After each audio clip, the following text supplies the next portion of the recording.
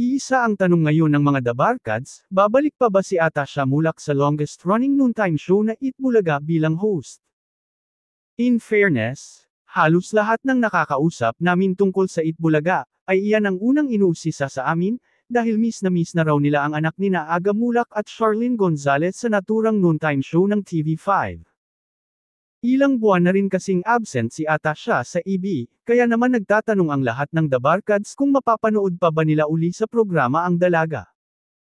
May nagsabi pang netizen, na hindi na raw makakabalik si Atasha Mulak sa Itbulaga, dahil tila hindi ito nagustuhan ng mga kasamahang host, dahil umano sa pag-uugali nito. Pero may lumabas ding balita, na di umano, nagdesisyon ang Viva Artists Agency, ang nangangalaga sa career ni Atasha, na mag-focus muna siya sa kauna-unahan niyang serye, ang digital series na Bad Genius, na mapapanood sa Viva One. Ito ang Philippine adaptation ng 2017, Thai heist thriller film na ginawang serye ng Viva Entertainment. Of course, I would love to, only if my schedule permits. Kasi sabi ko, I wanna give my 100% sa project. But my love for the Dabarkads is forever and always be there and I love them so much.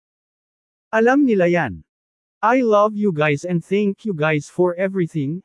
Ang pahayag ni Atasha sa panayam ng entertainment writer at host ng online show na Marites University, na si Rose Garcia. Patuloy na sabi ng kakambal ni Andres Mulak, kailangan po, we need to finish this show muna. Tapos, tapusin natin yung promo. Of course, I love to. I miss all of them. I miss Dabarkads at yung mga Dabarkads. Samantala, mapapanood na ang Bad Genius the series sa darating na July 17, magsisimulang mapanood sa Viva One kung saan makakasama rin sina Gab Lagman, Hyacinth Calada at Jerez Aquino.